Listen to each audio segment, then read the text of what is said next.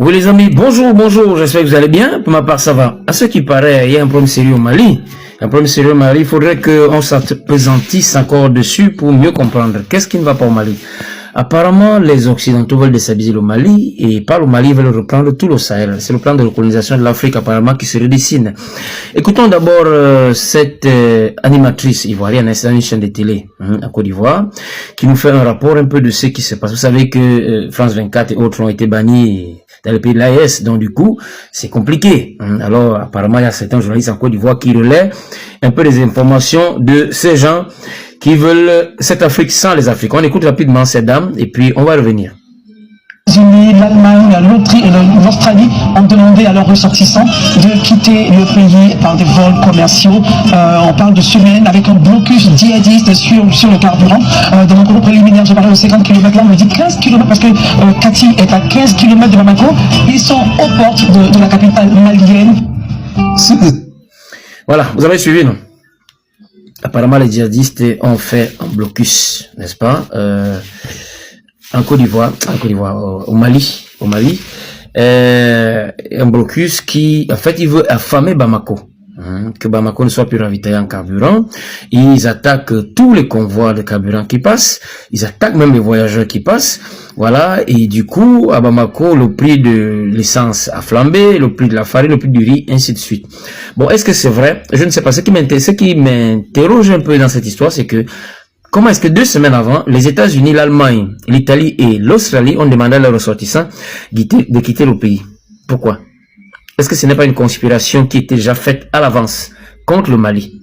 Ben, si c'est fait contre le Mali, c'est que ce sera fait contre le Burkina, contre le Niger aussi. Voilà, c'est là le combat. On va continuer d'écouter l'actualité et ensemble, on va se poser plus d'une question. On y va. Ville de 3 millions d'habitants, la plus grande du pays, qui se trouve à 3 heures de Paris seulement. Bamako en état de siège, Bamako prise en tenaille par le principal groupe djihadiste au Sahel, le JNIM, le groupe de soutien à l'islam et aux musulmans, une organisation terroriste affiliée à Al-Qaïda. Où se trouvent-ils ces djihadistes? Ici au nord de la ville, ici à l'est et au sud-ouest. Depuis quelques heures, ces forces poussent vers le sud. La pince se referme. Une par une, les djihadistes ont pris le contrôle de toutes les grandes voies qui mènent au nord du pays. Blocus du ravitaillement, en particulier de l'essence. Ainsi, ces files d'attente qui s'étendent sur des kilomètres. Le prix de la farine, du riz, des haricots s'envole. Mais il y a davantage. Les djihadistes contrôlent désormais la plupart des grandes bases militaires. La situation est qualifiée d'urgence absolue. La France, comme les États-Unis, comme l'Italie, presse ses ressortissants à évacuer. Des centaines de personnes prennent la route de la Côte d'Ivoire. Il y a clairement une ambiance de fin de règne. Voilà, mes amis, vous avez suivi. Est-ce vrai, est-ce faux? Ben, d'après certaines infos que j'ai eues, c'est pas tellement vrai ce qu'elle raconte et c'est un peu abusé. Une manière d'alarmer la population. Mais quand même, ce qui pourrait nous interpeller ici, c'est pourquoi est-ce que ce n'est jamais les Occidentaux eux-mêmes qui viennent déstabiliser les pays africains? C'est toujours les Africains eux-mêmes. Ce qu'on appelle les djihadistes là, c'est qui? C'est les Africains. C'est les gens du Sahel. C'est les populations du Sahel qu'on utilise contre leur propre avenir. À un moment, il faudrait que les Africains se posent plus d'une question. Voilà pourquoi je vous dis souvent, vous ne pouvez jamais faire politique dans nos pays africains si vous ne comprenez pas la géopolitique. Ça, c'est dû à l'ignorance. Et beaucoup d'Africains sont comme ça. Ils sont utilisés contre leur propre avenir. Parce qu'ils ne s'informent pas de la chose géopolitique. Ils ne comprennent pas les enjeux. Ils pensent qu'ils sont en train de se battre pour le bien de, je sais pas, de leurs enfants ou de quoi. Entre-temps, ils sont manipulés. Le combat de l'AES, c'est un combat noble. Ces gens ont dit, ils veulent d'une Afrique sans les Africains. Le général français qu'on appelle François Lecointre a dit qu'il est temps que la France en tête les autres pays africains, les autres pays occidentaux, afin qu'ils viennent recoloniser l'Afrique. Il parle de recoloniser, ça veut dire quoi? Revenons sur le radical colonisé là. Quel était le but de la colonisation? La recherche des matières premières. L'homme politique français qu'on appelait Jules Ferry l'avait déjà dit par le passé, que c'est la politique coloniale qui est fille de la politique industrielle. Ça veut dire que c'est parce que les Occidentaux ont besoin de ravitailler les industries qu'ils sont lancés à la colonisation. Ils ravitaillent les industries avec quoi? Avec les matières premières. Donc, quand le général François Lecointre parle de recoloniser, ça veut dire qu'il faut revenir chercher les matières premières de l'Afrique de force. Vous comprenez donc que tous les enjeux se jouent au niveau des matières premières. Toutes ces guerres que vous voyez là, c'est parce qu'ils veulent vos matières premières. L'Afrique est l'avenir du monde. L'Afrique a près de 60% de terres fertiles. terre arabe. Bon, c'est ici qu'on peut trouver suffisamment de nourriture pour nourrir le monde entier. Mais en Afrique, les gens meurent encore de faim. Parce que les Africains n'ont pas pris conscience de la valeur qu'est leur continent. Et c'est parce qu'ils n'en ont pas pris conscience qu'on les manipule contre leur propre avenir. Alors, toutes les guerres que vous voyez là, c'est parce qu'on veut les matières premières. Comme ils ne peuvent pas venir d'eux-mêmes, puisqu'il y a une certaine organisation internationale qu'on appelle l'ONU, ils pourraient être interpellés, on leur demandera pourquoi vous partez braquer le Mali. Ils utilisent donc des Maliens, ignorant de la chose géopolitique, contre le pouvoir central, qui lui veut libérer le pays. Parce que comme vous le savez, on n'a jamais véritablement eu d'indépendance. Nous sommes encore dans la phase de néocolonisation et on se bat d'ailleurs par rapport à ça, pour se libérer afin que nous soyons véritablement souverains. Combien d'Africains en sont conscients? Très peu. Ce sont ceux-là qu'on utilise très souvent contre leur propre avenir. Ce que vous voyez au Mali, c'est ce qu'on voit dans presque tous les pays francophones. Vous ne pouvez pas faire politique sans comprendre la géopolitique. Les enjeux au Mali, c'est quoi? Les Maliens ont décidé de se libérer afin que les Maliens cessent de souffrir, afin qu'ils puissent profiter de leur matière première, afin que les Maliens soient dignes au Conseil des Nations, qu'ils soient aussi considérés comme des humains. Tout ce que les Maliens ont demandé, c'est seulement être respectés, être considérés comme des humains au même titre que les Européens, les Américains et autres. Mais ces prédateurs occidentaux n'en veulent pas. Parce que dans leur conceptuel, vous êtes des sous-hommes. Vous êtes des humains de la race inférieure. Vous ne méritez donc pas autant de matières premières. Vous ne méritez pas de vivre décemment. Et voilà pourquoi ils viennent pour arracher de force. Puisque chez eux, il n'y en a pas. Ils sont déjà habitués au bien-être. Il faut bien qu'ils continuent de bien vivre. Même s'il faut marcher sur les cadavres africains. Alors que les Africains soient finalement interpellés par rapport à cette histoire. Informez-vous très souvent des enjeux géopolitiques de votre pays. C'est très important. Comme je l'ai souvent dit dans beaucoup de mes vidéos, tous les Africains qui sont, surtout l'Afrique francophone, qui sont dans un calme là, c'est parce qu'ils se laissent voler. Vous comprenez? Les pays africains francophones là, qui sont calmes, qui ne sont pas attaqués, c'est parce qu'ils se laissent voler. Le jour que vous allez décider que vos avenirs vous appartiennent, que votre sous-sol vous appartient, que vous allez préparer l'avenir de vos enfants, vous serez aussi attaqué que le Mali, le Burkina, le Niger et le Cameroun. Vous avez compris? Le combat que vous voyez là, c'est parce qu'on va arracher les matières premières du Mali. Une fois qu'on aura eu le Mali, on va attaquer le Burkina, le Niger. Mais curieusement, l'Union africaine a appelé chez nous ici, a fait un communiqué demandant à ce qu'il y ait une action urgente au Mali. Pourquoi? Est-ce que l'Union africaine est vraiment indépendante? Pourquoi est-ce que c'est elle qui demande qu'il y ait une action urgente au Mali? C'est pour qu'on dise encore à la communauté internationale allez intervenir au Mali, n'est-ce pas? Pour prétexter aider les Maliens, alors qu'on vient leur arracher leur liberté. On va prétexter aller aider les Maliens comme on avait prétexté aller aider les Libyens. On a saccagé le pays. Aujourd'hui, ils sont en train de se sucrer pratiquement en Libye. C'est ce qu'on va faire au Mali. Le Mali est attaqué. Alors vivement que les Africains prennent conscience de ça. Nous sommes en guerre. Nous sommes en guerre. Et c'est sérieux. Même s'ils ne nous attaquent pas directement, je vous dis, nous sommes en guerre parce que ces gens profitent de la grande ignorance qui nous caractérise. Où on croit se battre pour notre avenir alors qu'on sacrifie le pays. Alors que nous sommes tout simplement manipulés par les Occidentaux. Voilà, vivement que les Africains se réveillent par rapport à ça. Force aux autorités maliennes, force au peuple malien, soyez cohérents, soyez unis, surtout derrière votre libérateur, qui est le président Assimi Goïta, qui fait un combat noble, il rentrera dans l'histoire. Voilà, soyez donc unis, soyez forts. Que l'Afrique finalement se réveille et que les Africains soient unis. Vous voyez, pendant que vous faites des petites guerres je sais pas, de nationalité, oh, rentre chez vous, on va pas vous voir ici, et nous sommes ceci, nous sommes d'une nationalité supérieure, vous êtes pauvres, vous êtes ceci, vous êtes cela. Voilà les enjeux. Les Occidentaux se partagent le monde, ils s'imposent. Vous êtes là dans de petites guerres qui n'ont pas de sens, des guerres de nationalité. Vous réclamez des nationalités, que les Blancs ont bien voulu vous donner. Ce sont eux qui ont partagé l'Afrique. Tu es ivoirien. Qui t'a dit que tu es ivoirien sur le blanc? Et pour toi, celui qui n'est pas ivoirien est d'une nationalité supérieure. Oh, tu es béninois. Celui qui a fait toi le béninois, c'est encore en Europe. À un moment, il faudrait que les Africains comprennent que nous sommes en guerre. Il faut que les Africains soient unis et qu'ils se battent ensemble. Ce n'est que par là qu'on réussira le combat que l'AIS a commencé. Voilà, je vais m'arrêter là. Ceux qui me découvrent donc pour la première fois, bien vouloir vous abonner, partager, liker. Je fais d'habitude dans la géopolitique internationale, je fais dans l'éveil des consciences et quelquefois dans les affaires matrimoniales. Comme je l'ai souvent dit, si je n'ai fait que parler, c'est pour vous que je parlerai. Ma bouche à la bouche des malheurs qui n'ont point de bouche et ma voix à la liberté de celles qui s'affaissent au cache du désespoir. Je reprends ici la célèbre phrase de M. Césaire Martiniquais d'un cahier de retour au pays natal en ces termes dont je vous laisse et vous souhaite de passer une très bonne journée. À nous revoir à la prochaine vidéo. Le Mali se trouve aujourd'hui au cœur d'une tempête géopolitique qui mérite notre attention immédiate. Dès les premières lignes, il est impératif de comprendre que ce qui se joue à Bamako dépasse le simple affrontement militaire ou terroriste. Il s'agit d'une question de souveraineté, de dignité et de contrôle sur les ressources d'un continent dont la valeur est immense mais trop souvent sous-estimée par ses propres habitants. Comme l'analyse l'analyste et activiste politique Hyacinthe Fouda, nous ne pouvons ignorer les tentatives de déstabilisation orchestrées depuis l'extérieur, utilisant des forces locales comme instrument d'un agenda international visant à fragiliser le Mali et, par extension, le Sahel. Quelle leçon pour l'Afrique? La première leçon est claire, comprendre la géopolitique est indispensable pour ne pas être manipulé. L'alerte lancée par les puissances occidentales, demandant à leurs ressortissants de quitter le Mali, est révélatrice. Selon Hyacinthe Fouda, cette précaution n'est pas simplement un acte de protection, mais un indicateur qu'un plan de pression est déjà en cours. Cette démarche souligne combien les populations africaines peuvent être affectées par des décisions prises à des milliers de kilomètres, sans aucune consultation locale. Ici, la leçon est profonde. La vigilance collective est la seule protection contre la manipulation et l'imposition de crises étrangères.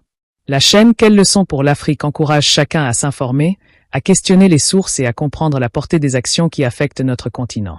Les difficultés rencontrées par Bamako, avec le blocus du carburant et les attaques sur les convois de ravitaillement, révèlent une réalité troublante. L'Afrique possède les ressources nécessaires pour nourrir et faire vivre ses populations, mais l'organisation géopolitique mondiale et certaines stratégies locales sabotent cette autonomie. Les files d'attente interminables, la flambée des prix de l'essence et des denrées alimentaires, sont des symptômes visibles d'un problème plus profond. Quelle leçon pour l'Afrique? Chaque citoyen doit prendre conscience de la valeur stratégique de son territoire et refuser d'être complice, même par ignorance, de sa propre marginalisation. La chaîne Quelle leçon pour l'Afrique rappelle ici que l'information et l'éducation politique sont des armes fondamentales contre la domination externe. Hyacinthe Fouda pointe également un paradoxe inquiétant. Ceux que nous voyons combattre sur le terrain, désignés comme djihadistes, ne sont pas toujours des acteurs étrangers. Trop souvent, ce sont des Africains manipulés, instrumentalisés par des forces invisibles pour servir des intérêts étrangers. Le constat est brutal mais nécessaire, l'ignorance géopolitique rend vulnérable. La leçon ici est multiple. Premièrement, l'Afrique doit investir dans l'éducation civique et géopolitique. Deuxièmement, il est crucial de renforcer les liens de solidarité entre peuples africains pour ne pas se laisser diviser par des conflits créés artificiellement. Enfin, il faut reconnaître que chaque acte de manipulation a des conséquences directes sur la stabilité et la prospérité du continent. La chaîne Quelle leçon pour l'Afrique met en lumière ces enjeux pour éveiller les consciences et inciter à l'action réfléchie. La dimension historique est tout aussi essentielle. Hyacinthe Fouda rappelle que la recolonisation n'est pas un concept abstrait mais une réalité pratique. La référence aux propos de figures militaires et politiques occidentales illustre que la soif de matières premières et de contrôle économique persiste.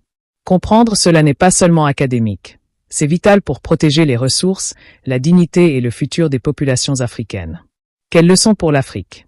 Nous devons percevoir nos ressources non comme un simple moyen d'échange mais comme le socle de notre autonomie et de notre souveraineté. Les interventions extérieures ne doivent jamais devenir des justifications pour nous diviser ou exploiter nos richesses. Le combat des autorités maliennes et de son président, tel que souligné par Hyacinthe Fouda, n'est pas seulement politique, il est symbolique. Il représente la volonté d'un peuple de revendiquer sa dignité et sa place dans le concert international. Cela soulève un point crucial pour toute l'Afrique. La souveraineté n'est pas un luxe, c'est un droit et une responsabilité. Les citoyens, en particulier les jeunes et les leaders d'opinion, doivent s'engager activement dans la protection de ce droit, en s'informant, en partageant l'information et en soutenant des initiatives locales et nationales qui renforcent l'autonomie.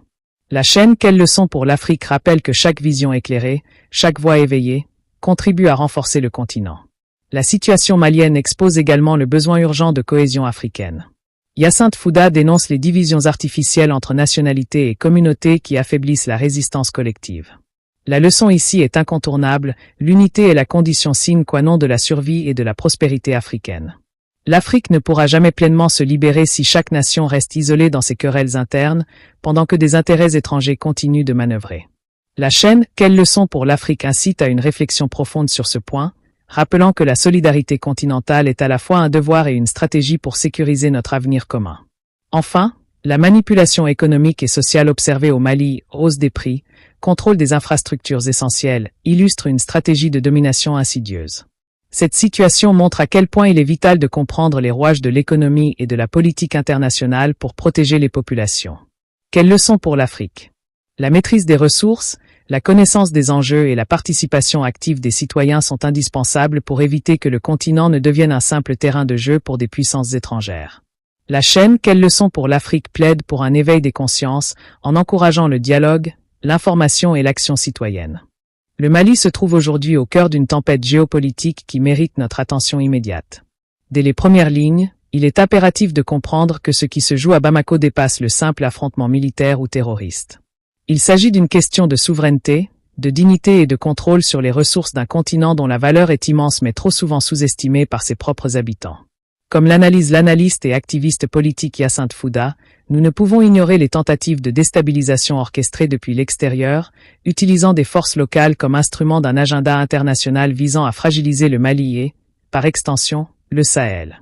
Quelle leçon pour l'Afrique? La première leçon est claire, comprendre la géopolitique est indispensable pour ne pas être manipulé. L'alerte lancée par les puissances occidentales, demandant à leurs ressortissants de quitter le Mali, est révélatrice. Selon Hyacinthe Fouda, cette précaution n'est pas simplement un acte de protection, mais un indicateur qu'un plan de pression est déjà en cours. Cette démarche souligne combien les populations africaines peuvent être affectées par des décisions prises à des milliers de kilomètres, sans aucune consultation locale.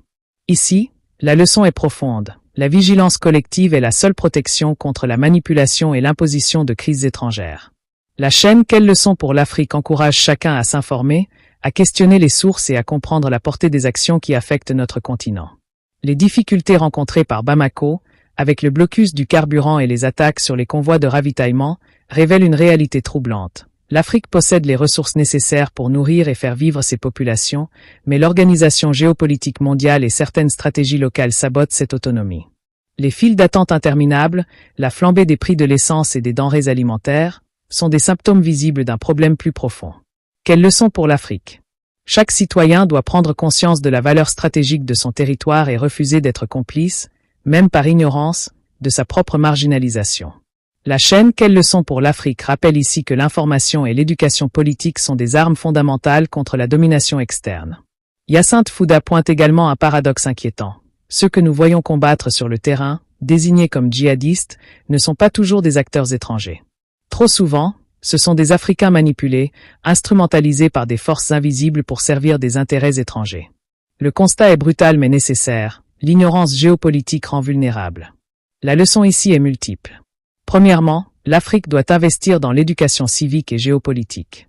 Deuxièmement, il est crucial de renforcer les liens de solidarité entre peuples africains pour ne pas se laisser diviser par des conflits créés artificiellement. Enfin, il faut reconnaître que chaque acte de manipulation a des conséquences directes sur la stabilité et la prospérité du continent. La chaîne Quelles leçons pour l'Afrique met en lumière ces enjeux pour éveiller les consciences et inciter à l'action réfléchie. La dimension historique est tout aussi essentielle. Hyacinthe Fouda rappelle que la recolonisation n'est pas un concept abstrait mais une réalité pratique. La référence aux propos de figures militaires et politiques occidentales illustre que la soif de matières premières et de contrôle économique persiste. Comprendre cela n'est pas seulement académique. C'est vital pour protéger les ressources, la dignité et le futur des populations africaines. Quelle leçon pour l'Afrique?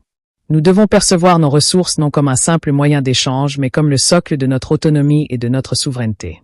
Les interventions extérieures ne doivent jamais devenir des justifications pour nous diviser ou exploiter nos richesses. Le combat des autorités maliennes et de son président, tel que souligné par Hyacinthe Fouda, n'est pas seulement politique, il est symbolique. Il représente la volonté d'un peuple de revendiquer sa dignité et sa place dans le concert international. Cela soulève un point crucial pour toute l'Afrique. La souveraineté n'est pas un luxe, c'est un droit et une responsabilité. Les citoyens, en particulier les jeunes et les leaders d'opinion, doivent s'engager activement dans la protection de ce droit, en s'informant, en partageant l'information et en soutenant des initiatives locales et nationales qui renforcent l'autonomie. La chaîne Quelles leçons pour l'Afrique rappelle que chaque vision éclairée, chaque voix éveillée, contribue à renforcer le continent. La situation malienne expose également le besoin urgent de cohésion africaine. Hyacinthe Fouda dénonce les divisions artificielles entre nationalités et communautés qui affaiblissent la résistance collective.